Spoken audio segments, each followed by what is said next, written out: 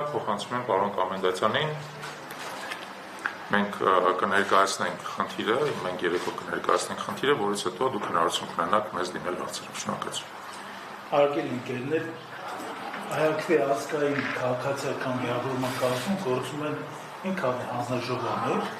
եւ հանձնաժողովներից մեկը դա սոցիալ-տնտեսական հիմնախնդիրների հանձնաժողովն է։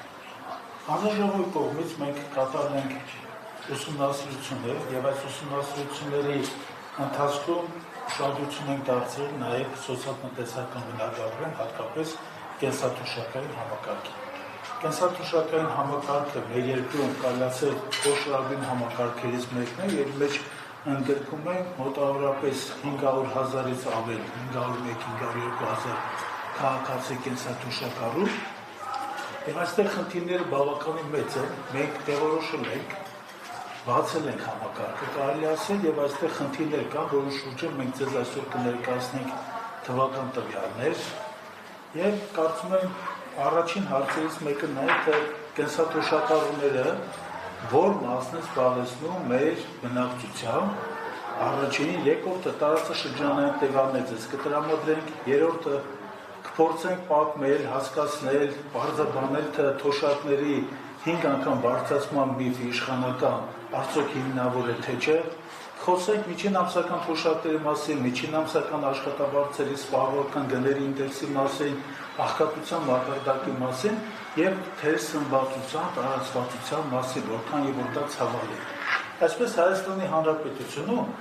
թոշակառուների քանակը 2018 թվականին եղել է մոտավորապես բնակչության ընդհանուր թվի 15.6%-ը, հիմա դա կազմում է մոտավորապես բնակչության 16.27%-ը։ Սա նշանակում է, որ մեր ազգը շարունակում է ծերանալ, իհարկե կյանքի տևողությունը ավելացել է, բայց այստեղ մի խնդիր է առաջացել, որ ամեն տարի փաստորեն տասնյակ հազարավոր մարդիկ դառնում են թոշակառու, կենսաթոշակային համակարգի հետ կապված պետության խնդիրները անընդհատ աճում են եւ պետությունը պետք է երես չթեքի կենսաթոշակառուներից կենսաթոշակային համակարգում իրականացնի իրական ռեալ բարեփոխումներ եւ վերջ-վերջով բնակչության մոտավորապես 16% կազմող այդ խավի, շերտի հարցերը պետք է կարգավորեն, իրականացնեն համապարփակ թոշակային բարեփոխումներ։ Գիտեք, խնդիրը այնտեղ է, որ մեր երկրում կա տվյալներ, որոնք ամոթալի տվյալներ են։ Որն է դա։ Այսպես մենք բարձրացրել ենք նվազագույն կենսաթոշակի չափը եւ դա համատել ենք տարածաշրջանային երկրների հետ եւ Հայաստանում, եթե մենք ունենք 36,000 դրամ նվազագույն կենսաթոշակ, որը համարժեք $93 է, ապա Ադրբեջանում այդ թիվը 320 մանաթ է կամ $188, Վրաստանում դա մոտ 400 լարի է կամ $148, իսկ Թուրքիայում 16,681 լիրա է, որը կազմում է մոտավորապես $505։ Իհարկե, թվերը ցույց են տալի, որ մենք գտնում ենք ոչ թե ինչ-որ խայտառակ համեմատություններ մենք, ցույց է տալի, որ Թուրքիայում եւ Հարևան Սուլթանատում 2 անգամ, 5 անգամ կենսաթոշակառուն ավելի շատ նվազագույն թոշակ է ստանում, իհարկե դա անհանդուրժելի մոտեցում է եւ այս պետական մոտեցման հետ կապված մենք խնդիրներ ունենք, որովհետեւ նայեք, այս թվերին տիրապետում են նաեւ իշխանությունները, այս վարչախումբը, բայց վարչախմբի մեջ որդեգրել է մի մոտեցում, որ կարան մանկական ստերով պարզապես խուսափել հարցից եւ հարցը տանել այլ բնագավառ։ Օրինակ, իշխանական թեզը տարածում է հիմնական որոշ ջատագովներ եւ քարոզիչների ղեկավարում է վարչախմբի ղեկավարը եւ վարչախմբի ղեկավարը անընդհատ հայտարարում է բոլոր հնարավոր հարթակները, որ թոշակները մենք 5 անգամ բարձրացրել ենք։ Իհարկե դա սուտ է, որովհետեւ գործողությունը 5 անգամ կատարված գործողությունը չի նշանակում թոշակների չափը 5 անգամ բարձրացում։ Այսինքն դրա հետ կապված ինչ է իրենք արել։ Մենք մի քիչ արագի մեջ իհարկե փորձենք ներկայացնել կատարված աշխատանքները, ուրեմն 19 թվականի հուլիսից թոշակները բարձրացրել են 10%, դա մեկ քայլ, երկրորդ քայլը եղել արդեն 2022 թվականի, 2022 թվականի հուլիսին թոշակների հետ կապված ներդրեցին նոր համակարգ, հետվճարային համակարգը եւ այդ հետվճարի համակարգը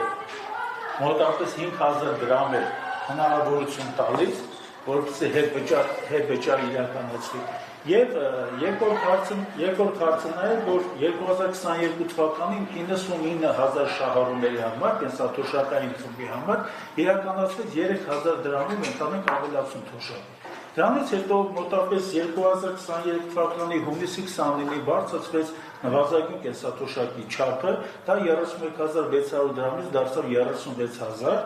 եւ արդեն 2024 թվականին հաստատվեց հետվճարի նոր համակարգ, արդեն գումարը որպես առավելագույն սահմանվեց 6000 դրամը եւ 12% հետվճարի համակարգը սահմանվեց, բայց այստեղ գնացին ճիզվիտական մի դիրքորոշման, որ նրա մեջ հանեցի նախնական կոմունալ ծառայություններ հետվճարից օգտվելու հնարավորություն, հիմա դա էլ հանեցի։ 2025 թվականի հունվարին ներդրեցին նոր որոշում, որ այս հետվճարի համակարգը 12% է դառնում եւ դա գործելու է 1 տարի ժամկետով։ Հիմա բնականաբար այս տվյալները, որ մենք ներկայացնում ենք, սա ցույց է տալիս, որ թոշակները չի բարձրացվել 5 անգամ։ Այս մարդիկ պարզապես ստում են։ Մարդիկ հարցից խոսակում են մանկական ստեր հորինելու, տարածելու իմաստով։ Հավանաբար շատերը նույն այդ քարոզիչների իշխանական կարող են պնդել, որ դա չի վերաբերվում միջին ամսական թոշակներ, միջին ամսական թոշակների հետ կապված մենք ունենք էլ ուսումնասիրությունը երևում, որ 2018 թվականներին միջին ամսական թոշակը եղել է 40000 դրամի կարգի, ներկայում այն կազմում է 49000։ Հաստատում ենք ունենք այս 7 տարիների ընթացքում ընդհանուր թոշակի միջին ամսական չափի մեծության փոփոխություն ավելացման կողմ 20%-ի չափով 5 անգամ բարձրացնելու խնդիր այստեղ չկա։ Կամ մի լրացուցիչ խնդիր, որը մենք դրա վրա ցանկանում ենք ուշադրություն հրավիրել հանրության, որ Հայաստանի Հանրապետությունում գնաճի նույնիսկ այս պայմաններում համախառն ներքին արդյունքի եւ բյուջեի մեծությունները անընդհատ մեծանում են, ծավալները անընդհատ մեծանում են։ Դա հետ կապված Հայաստանի Հանրապետությունում միջին ամսական աշխատավարձերն են բարձրանում եւ միջին ամսական աշխատավարձերի աճը կազմել է 2018 թվականի 172,000 դրամից, ներկայումս կազմում է այս տարվա արդեն հունիսի ամփոփ տվյալներում կազմում է մոտավորապես 256,000, աճը առավել քան 73-74% է, բայց 73-74% այս միջին ամսական աշխատավարձի աճի պարագայում մենք ունենք ընդհանուր թոշակների 20%-անոց աճ։ Սա նշանակում որ քաղաքացին, որը գտնվում է ընդհանուր աշխատունակության տարիքի մեջ, նա երբ որ տեղափոխվում է կենսաթոշակային տարիքի, առնվազն 3 անգամ նրա եկամուտները հնարավոր ձեռքբերման իմաստով նրանք պակասելու են։ Այս խնդիրները, գիտեք ինչ, լավ կյանքից չէ, եւ մենք պետք է այստեղ բազմաթիվ խնդիրներ կա, որ պետք է բարձրացնել։ Խնդիրներից մեկը նա է, որ թոշակների հետ կապված մի անտեսանելի թշնամի կա, դա սպառողական գների ինդեքսն է։ Այս սպառողական գների ինդեքսը չեմ ուզում ձեզ ծանրաբեռ տնտեսագիտական բարդ հաշվարկներով, բայց նա շրջորում է թոշակառուների այդ հնարավորությունը եւ գնողունակության անկման հետ միասին թոշակառուն նույն գումարի չափով ձեռք է բերում ավելի քիչ ֆիզիկական ապրանքներ եւ ավելի քիչ ծառայություններ։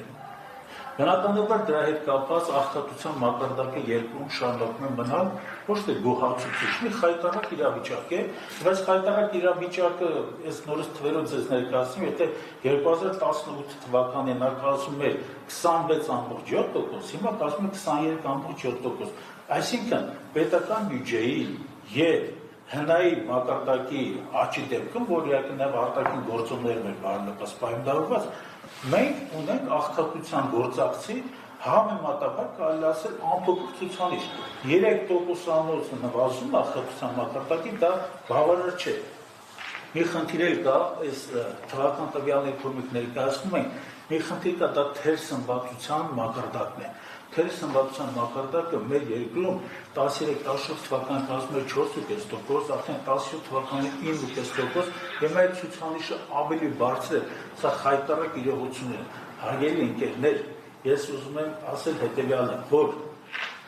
սրանք թվեր են ընդհանրապես, բայց սրանք թվեր են անտարբերության մասին, սա ուրացման մասին թվեր են։ Եվ այն քաղաքական վարչախումբը, որ Հայաստանում ներկայումս աշխատում է, նա մեր 502,000 թոշակ եւ նպաստ ասող քաղաքացիներին պարզապես մոռացել է, ուրացում են եւ դա հետ կապված մենք հավանաբար այսօր կներկայացնենք մեր առաջարկները եւ կարծում եմ կհամոզվեք, որ մեր աշխատանքի հիմնական նպատակը մեր կենսաթոշակառանալ լավ պայմաններ ստեղծելն է,